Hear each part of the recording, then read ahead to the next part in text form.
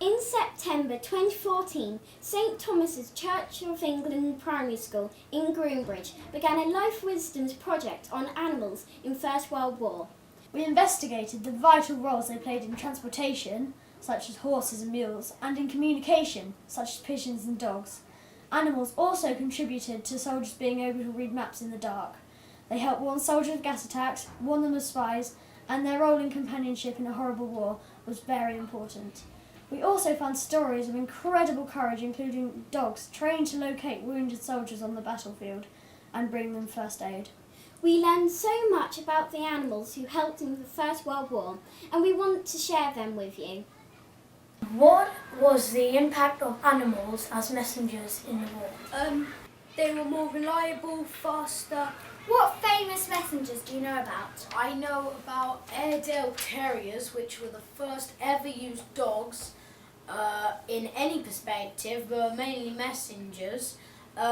Colonel Richardson bred 4 of them, and when he was asked to join the war, he took all 4 of them with him, and they were trained to be used as messengers, and they were proven to be the most effective dog at messaging.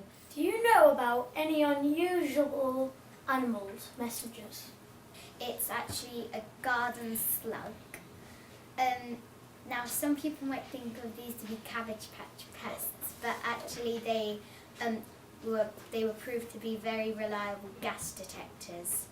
In a way, they would close their breathing apparatus so it wouldn't inhale the gas, and it would show their discomfort by shriveling up like a shrimp.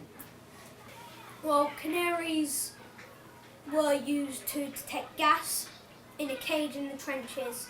They sat on a perch, and when they fell off the perch, that's when the gas was coming. And the soldiers only had 9 seconds to put their gas masks on. Cherami, if translated into French, means dear friend. She went with a daring message to save 194 lives. She flew for 25 miles in 25 minutes, but unfortunately carried a injury that she was shot through her leg into her chest, and it actually hit her skull, but not penetrating it, luckily. And she managed to get her achievement, 194 lives. She saved all of them. After she died, she has been stuffed and is now in an American Heritage Museum. This next group looked at workers. We've been working on animals as workers and what role they played during World War I. How important was the role of dogs as workers in World War I and It was why? crucial because they could do things that people could not do. For example, they were quicker, they were more agile, and they could deliver messages quicker with a quicker eye. What type of dogs were used? Well, there were lots of different types of dogs. There were Dobermans, there were Airedale Terriers, there were Bull Terriers, there were Fox Terriers, and Dobermans were especially good as they were very agile, very fast, and they had very dark coats. Was there a particular dog that became famous by being in World War I? Actually, there's 9. Sergeant Stubby was American. There was Chips, Rob, Monty, Beauty, Septimus Smith, who was the first dog who had shell shock. Pins, Rags, Monty, Beauty, Bing, Rob. How many dogs did Britain use? Britain and France, Portugal and Belgium used roughly over 30,000 dogs during World War I. Whose idea was it to use the dogs in the first place? Lieutenant Colonel E.H. Richardson, he had a dog camp in Scotland, so he trained mainly Airedale Terriers to fight in the war. What jobs did the dogs do? Well, there were lots of different dogs. jobs, including mercy dogs, which were the main ones. And a dog would go out in the battlefield and look for wounded soldiers, and then they would either take an item of clothing back to its owners, or if the soldier was too wounded and had to die, the dog would be trained to stay with the soldier so that the soldier had company when he died. There was a famous dog called Sergeant Stubby. Sergeant Stubby was found in Yale University, fields of Yale University in USA, and Robert J. Conroy found him and named him Stubby because his tail was so short. And he was going to war, so he smuggled him onto the ship and hid him in a coal bin. And then when they got off, the commanding officer found out about this, and then Sergeant Stubby saluted the commanding officer and allowed him to stay. When the Americans joined the war, Sergeant Stubby was one of the top dogs, as he would tell them when gas was coming. He would wag his tail, his small stubby tail, when there were Germans nearby. He barked at them. He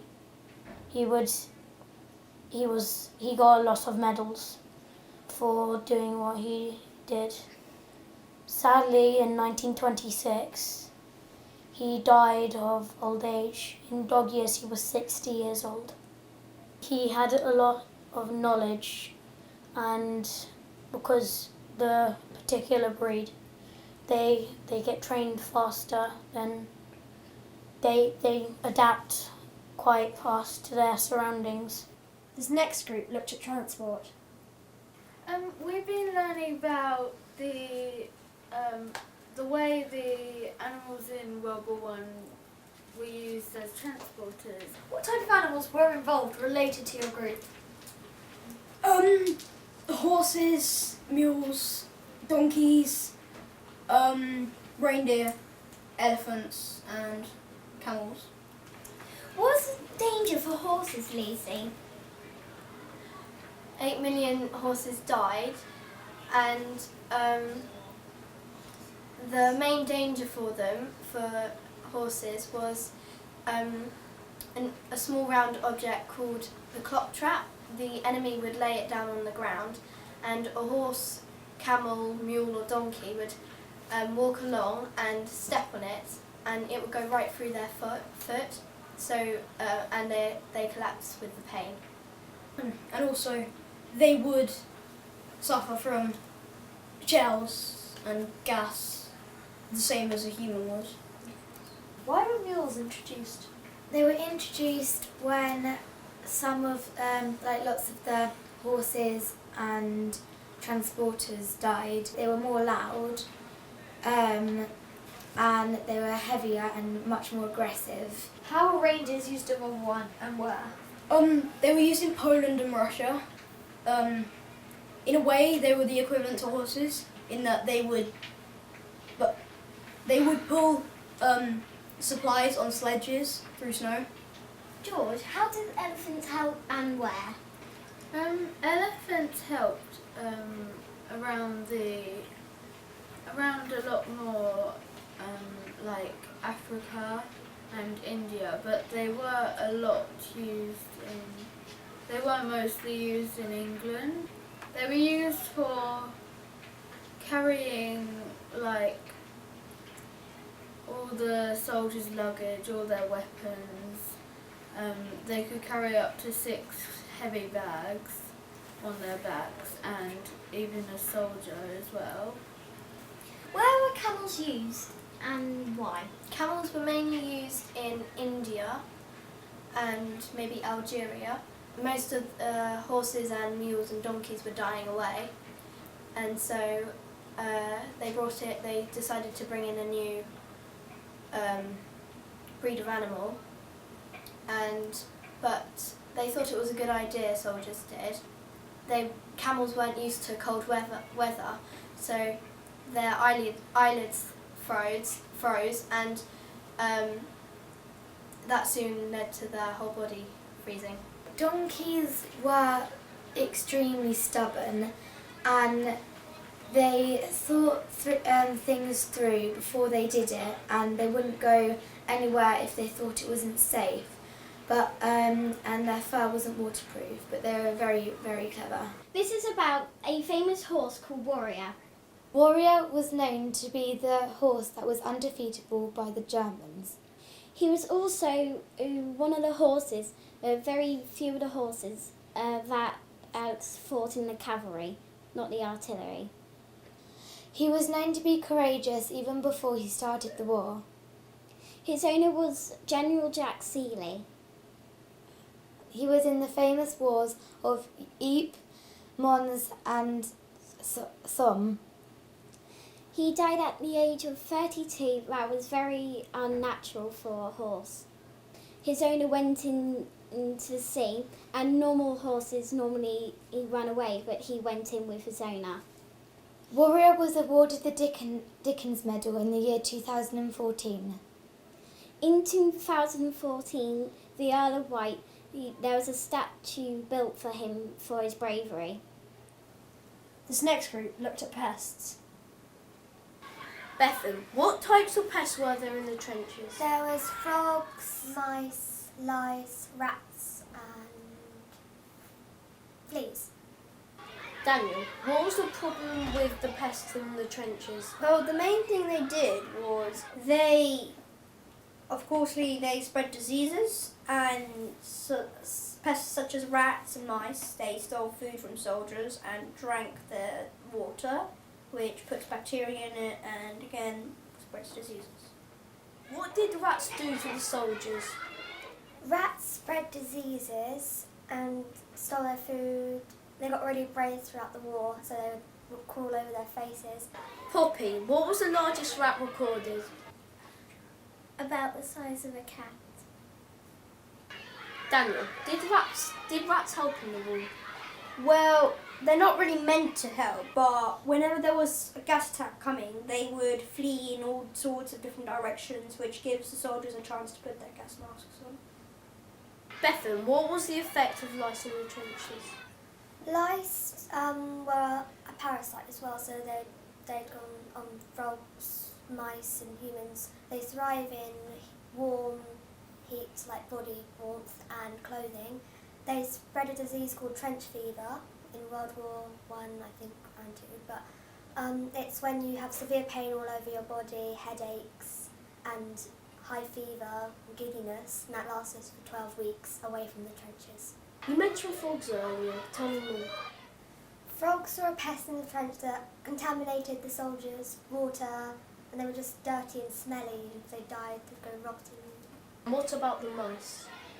Mice were basically just like rats. They just like rats, stole food from underneath soldiers' noses, and they also drank water from their cups and mugs. However, also they were like trains and buses for fleas to carry them. Female fleas can have up to 2,000 younglings in her lifetime, whereas a female rat can have up to 900 babies in a year. And a frog lays about roughly 20,000 eggs per year. This group looked at mascots and helpers. We've been focusing on animals such as foxes, cats, pigs, monkeys, bears and koalas. Why do you think mascots had such an important role during World War I? They were used to lift the soldiers' spirits and boost their confidence. You have told us about mascots, so can you tell us more about helpers? Any animal involved in World War I was a helper, apart from the pests. Tell us more about the mascots and who they were for. Bears were used by the American and Canadian armies. One very famous bear was called Winnipeg. We now call him Winnie the Pooh. Koalas were used by the Australian army on the front line in France. Foxes were used by the RAF. Monkeys were used by the African army, and they could dress up in a soldier's uniform and salute, and that was very humorous. There was a famous pig called Turpitz. who was rescued from the ship the Dresden. Was it true that Tirpitz got taken aboard of the HMS Glasgow? Yes, it is true, and after that he became their mascot. Cats were not only used as mascots but companions. They reminded the soldiers of home because they were very cute and fluffy. They helped keep the level of rats down because they could catch them. We learnt a huge amount during this project. We learned that many animals lost their lives helping soldiers in the First World War. We learned that there is a purple poppy for animals. We learned that we can be grateful to animals that all helped during the war, and that we can wear a purple poppy alongside a red poppy with pride.